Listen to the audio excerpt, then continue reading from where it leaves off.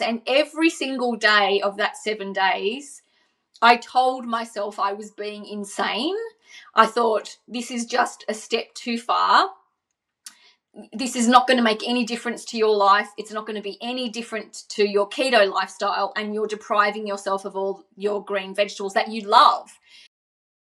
Priscilla, how did you find carnivore? Hi, Dave. Well, carnivore for me was kind of accidental. I didn't think that I would ever move from the keto world that I was on into carnivore, because I did think that carnivores were bonkers and that I would never be able to do that. I thought giving up vegetables was completely irrational in my mind, even though I had not very many of them because I was in the keto world. I never thought that I could move from keto to carnivore. I had a fabulous keto meal just after Christmas, which was my favorite meal of cabbage and bacon. And I think I had it with some pork as well. And I had the most unbelievable problematic gut. And I'd been having problematic stomach issues for a while, for a long time actually. But because I'd been having them for such a long time, I didn't really ever think they were an issue. I thought it was part of my anatomy, and that's just how my digestion was. I put it down to a bit of perimenopause discomfort, blah, blah, blah. It turns out that my daughter was diagnosed with a FODMAP issue. So, vegetables were a problem for her. And the gastroenterologist said, it's generally hereditary. Do you suffer with the same problems? And I went, no, I don't suffer. But actually, then I had some reflection and thought, well, hang on a minute. I do suffer, but I just don't realize I suffer.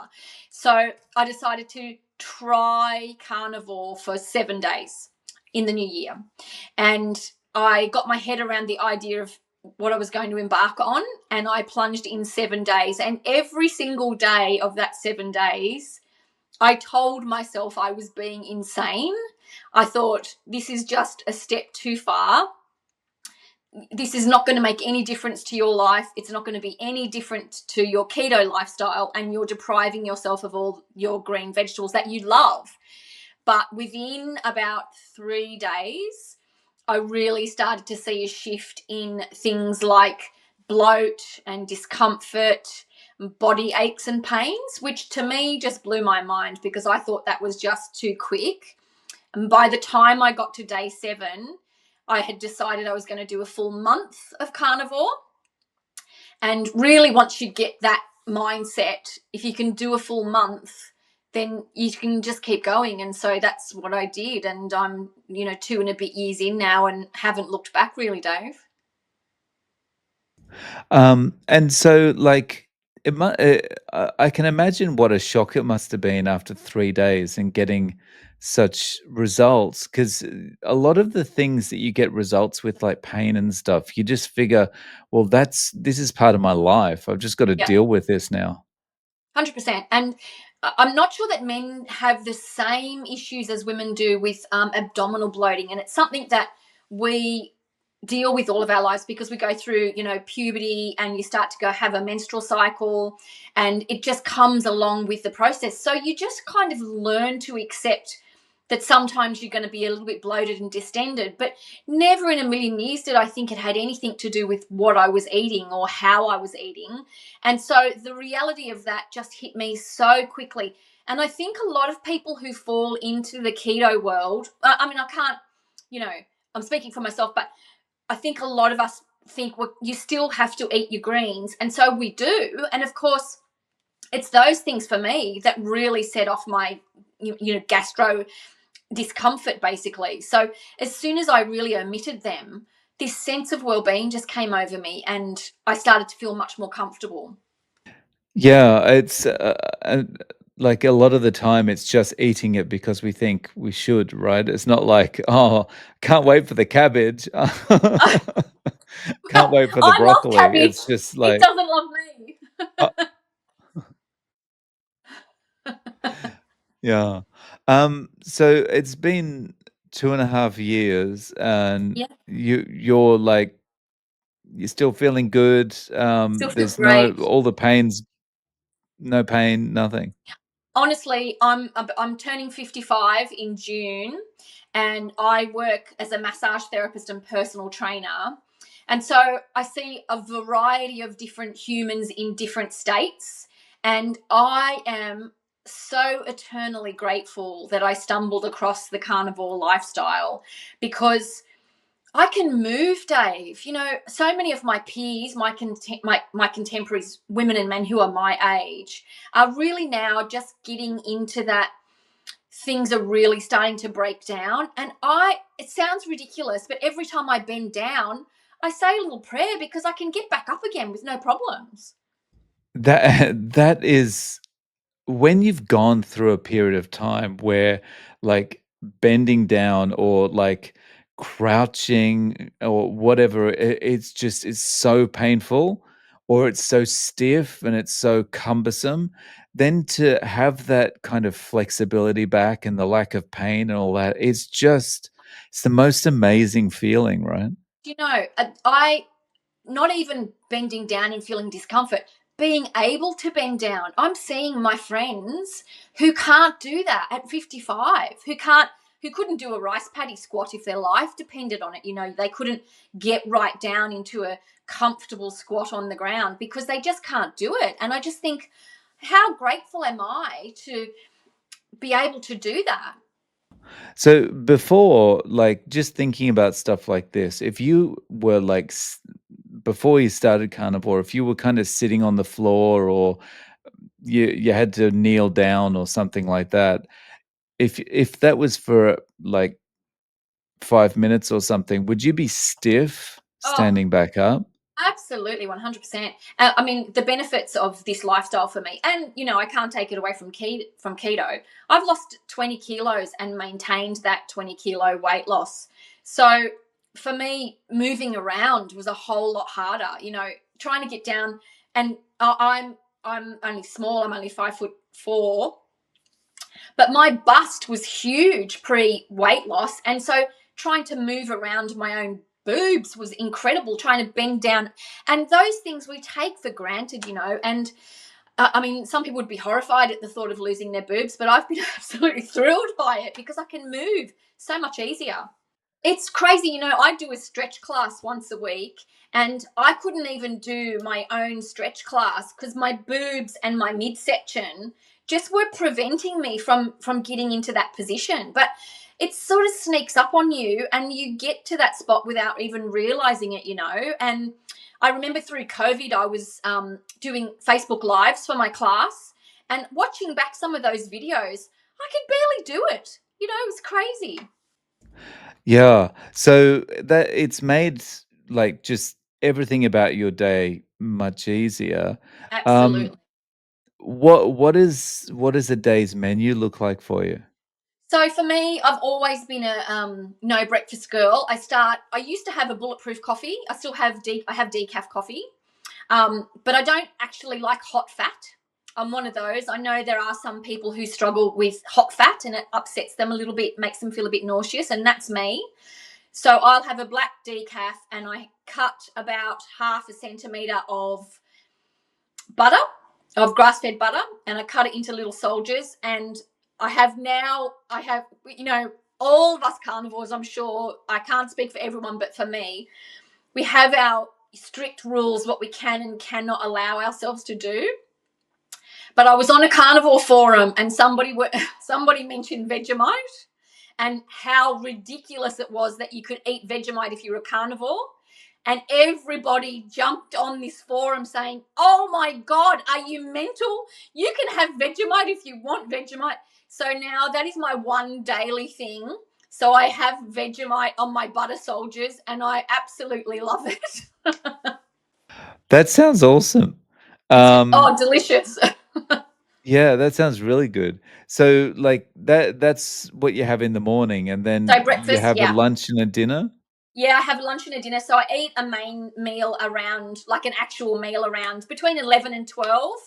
And that can be, you know, I don't know if you do, I fall into a pattern. I eat a lot of red meat, a lot of red meat, but I guess you have to have some variety. So sometimes I will change that up for chicken wings if I'm not feeling I'm getting enough fat in.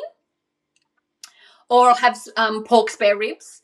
So if it's not steak, it will either be chicken or pork. But chicken wings are the only chicken I eat now. I can't face chicken breast or like that makes me. I mean, I'm sure there are people who love it. I just can't do chicken breast anymore. And even like chicken legs or thighs, I just much prefer a fattier cut of meat than that. So, and then for an evening meal, I'll usually always have either steak with some seafood or just steak on its own and butter. I try and keep my fat intake fairly high as a woman, but that's difficult because my mind plays tricks with me. I don't want to be munching on bits of butter all day, because obviously you still have to watch your calorie intake, and I'm aware of that. But I do try and make sure that my fat intake is high because I eat lean red meat because I don't like fatty meat. Yeah, I really get your feeling about chicken breast. Oh, I kind of I kind of look at it now like, how did I ever eat that stuff? it It's like makes the me feel like water I'm it's like the walking. water of meat.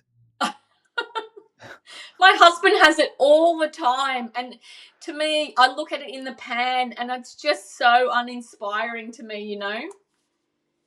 It's like, I think the way I could eat it before was because really it was just a vehicle for sauces Of and all course. sorts of stuff, right? But yeah, when That's you're right. eating it on its own, it's like, yeah, okay. Yeah, 100%. Yeah. So speaking of your husband, is he following this? No, when I first started, he thought I was completely insane. And he's been on many rides of different lifestyles with me. Or we've been together 24 years, so there's been a lot of them. But he thought I was bonkers, and then I think he's spoken to me recently about this, and it's really interesting because he said he got a little annoyed at me for eating that way, particularly because it meant that I wasn't eating with the family. And my children are at the age where they want to cook for themselves now. They don't eat the same food as I do. But I think a part of him felt like there was a bit of a disconnect in the family unit because I was eating so differently. But recently he said the way he got over that was because he would had to deal with that if I had some kind of dietary issue as far as being celiac or gluten intolerant, and so he just sees it as an intolerance for me now, and that's how he gets his head around it. And I mean, when you look at it, really, it is kind of an intolerance, which is That's carbohydrate intolerant, right? that's 100% how I view it. I'm totally intolerant to carbohydrates. Yeah. It's kind of like a peanut allergy. If you've got a peanut allergy, you don't eat peanuts, you know? Exactly. That's how he deals. That's exactly where he's at. Yeah. So you came on a while back, and we talked about your journey up to then. Has Mm. anything since we last spoke? Has anything happened? Anything changed? So, um, yes, in that I mean, carnivores, I guess, innately become really boring eaters, but that's only from the outside because if you put, and it's so ridiculous, even talking about steak now, my mouth is watering. I had a very interesting conversation with a friend recently, and she went, "Oh my God, I don't know how you do that. I can't stand the blood. I can't stand the blood." And it's like I've become a vampire.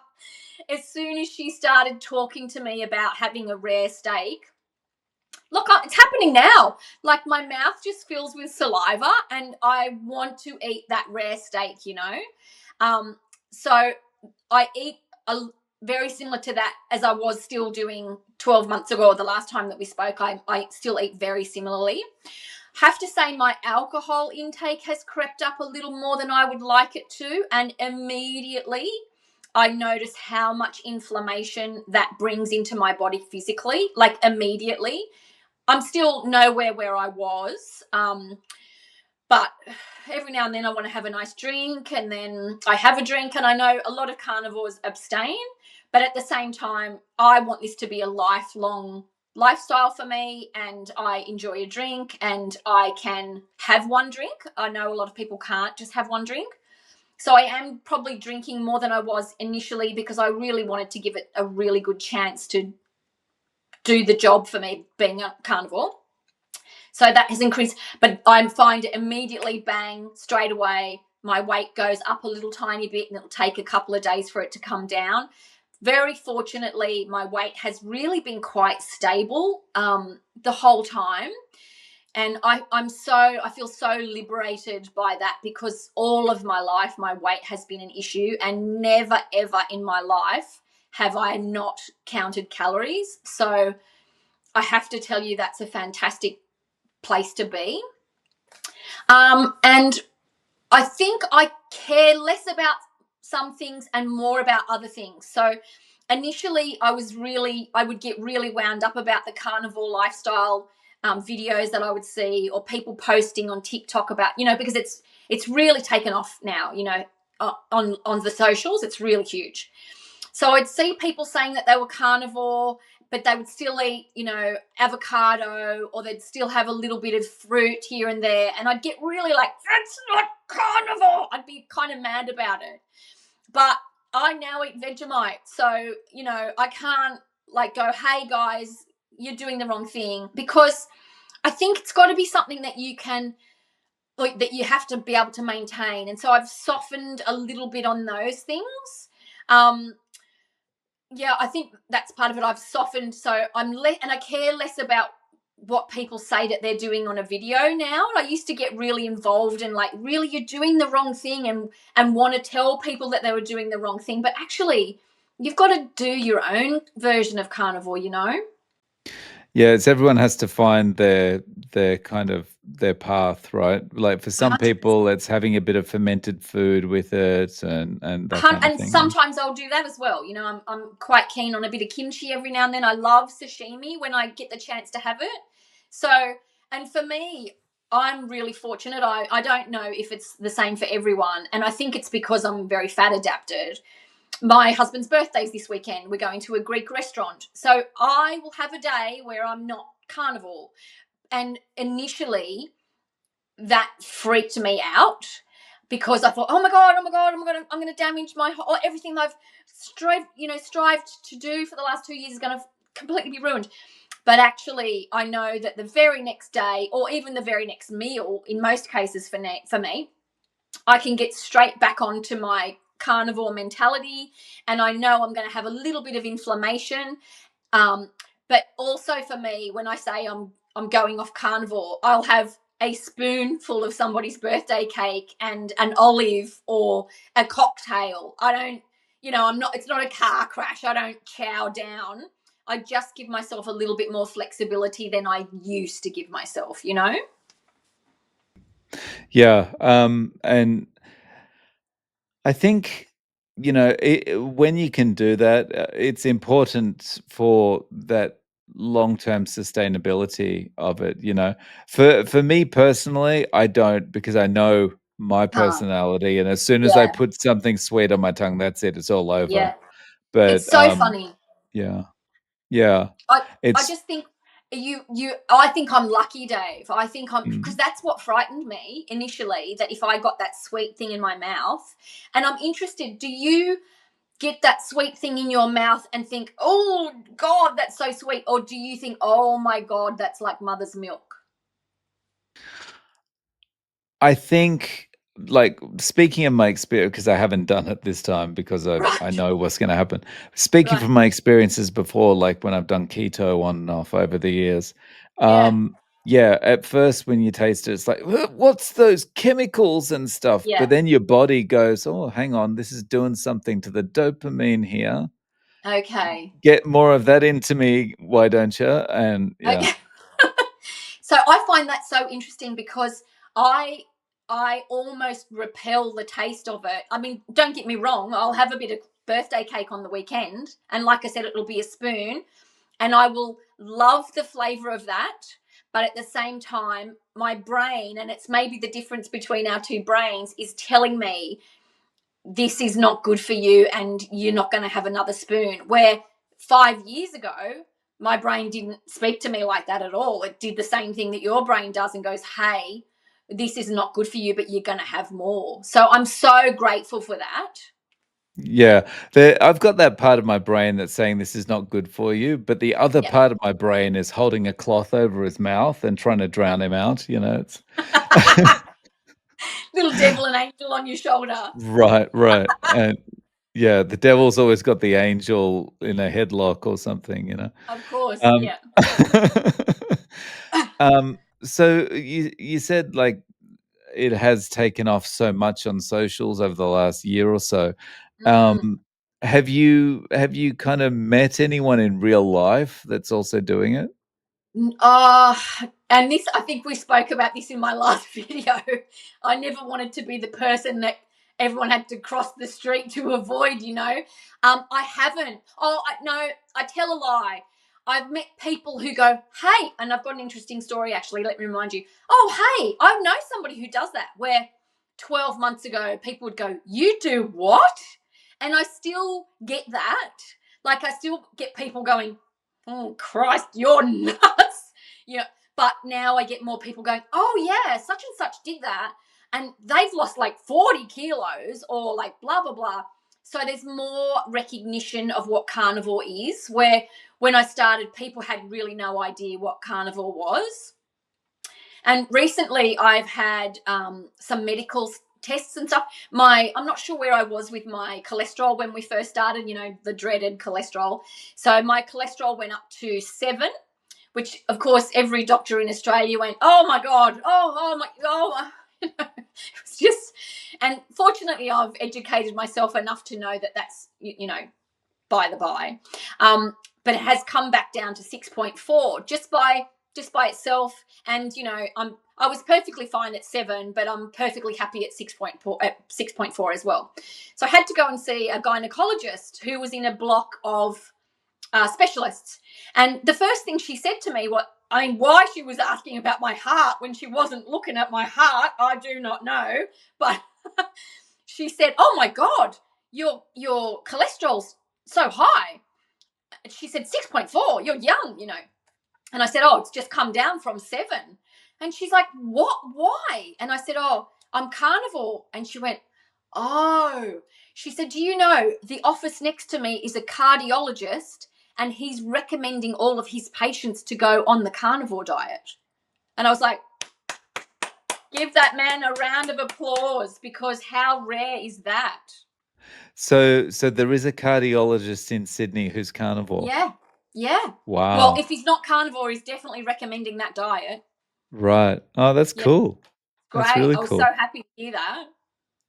Yeah. So on the high cholesterol, I Mm. I kind of I feel in some ways it's protective. Oh, well, my father has Alzheimer's disease. Right. And so I've done a little bit of homework on how that works. And genetically, his mother has dementia or had dementia. His brother has dementia. He has dementia. So that was one of the reasons for me that the keto lifestyle became more about my health than my weight.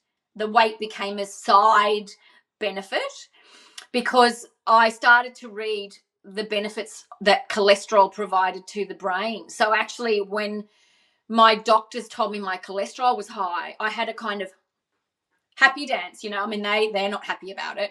And I did have initially, because we're very lucky here in Sydney, we've got some low carb specialists. I don't know if you've come across them in Sydney, Dave. I haven't kind of met anyone personally in Sydney. Okay. Yeah. Okay. So very close to where I live, we have some low carb specialist doctors, and they were tiny bit concerned that I think it's VLDL, the very small, had a bit too much of that going on.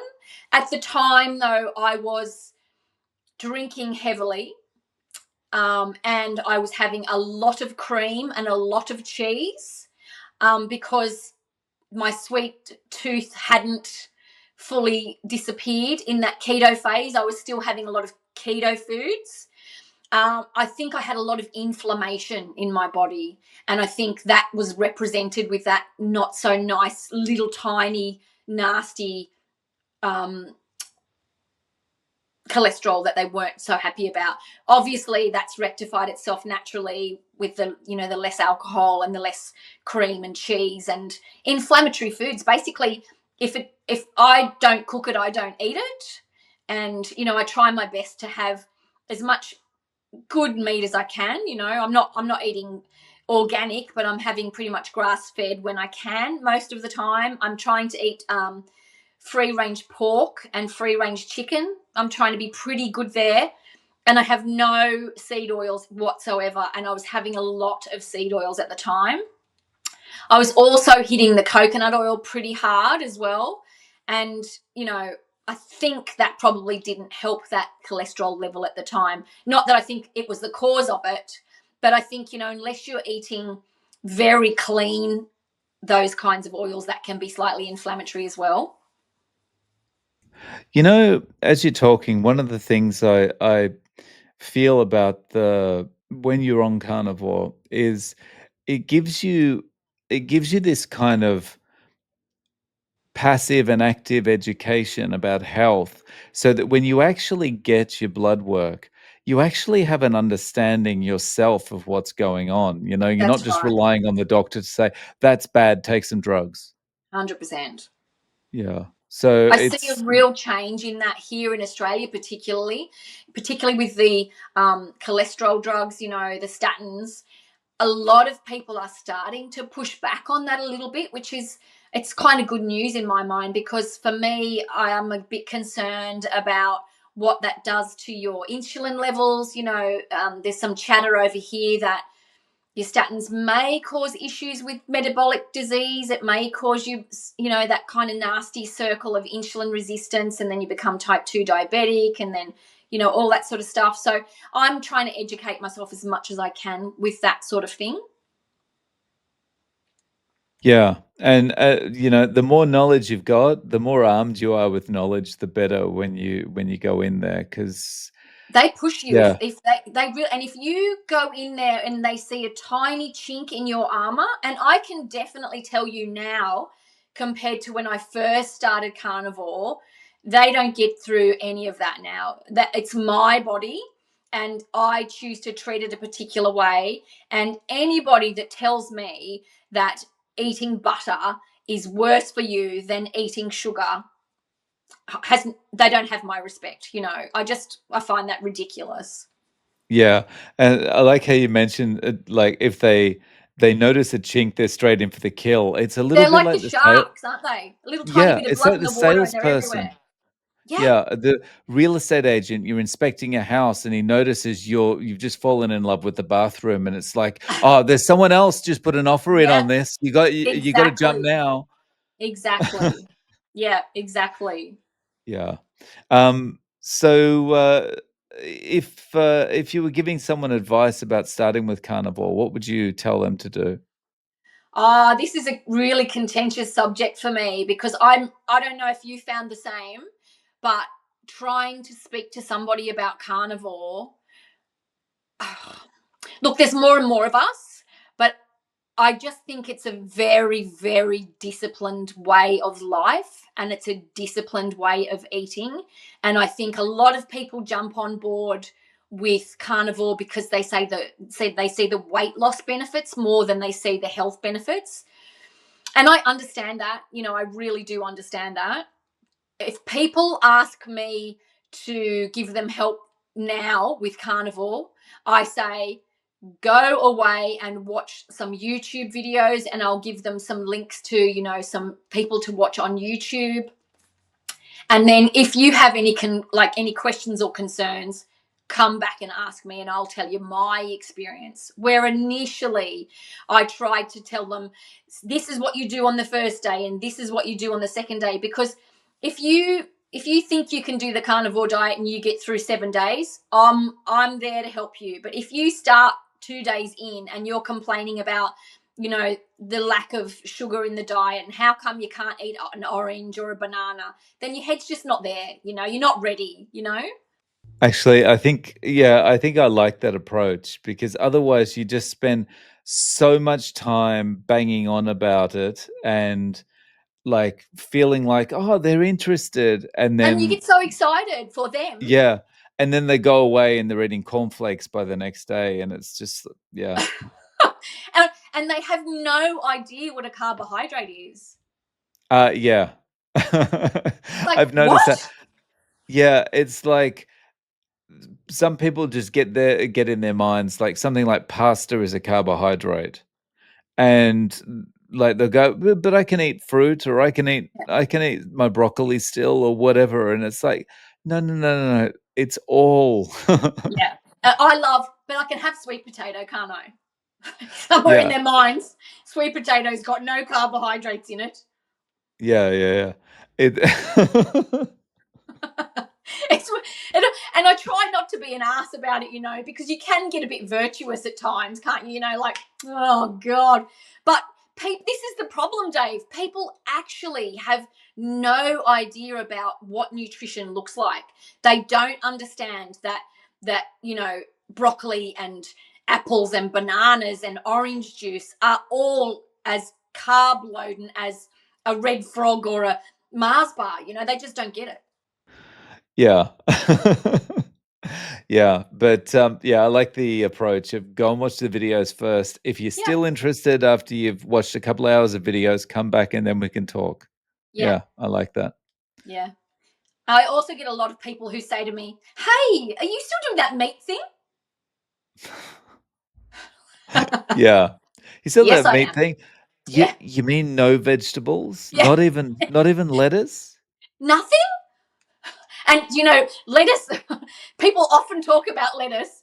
Lettuce is the thing that upsets my stomach the absolute most.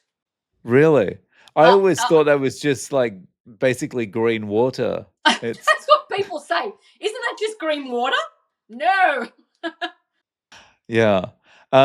Well, it's good that you've identified that and that it is an irritant and, it's got you to this point. Yeah, Um, so Priscilla, if people want to reach out to you, do you have any social media or any way of I getting in do. contact? I do. I am. Oh, now we're talking. I am. I believe I'm carnivore Sil on TikTok. I think I'm definitely carnivore Sil on YouTube and Okay. Insta. I think Insta. I'm Silver Girl. Cilver girl. No worries. I'll find them and, Yeah. I'll link to them in the show notes. I'll Great. go on a bit of a journey. Yeah. Great. Um, and link to those in the show notes. Thanks for coming back on and letting us know how things are going. I really appreciate your time. Thanks so much for having me, Dave. It's great to see you.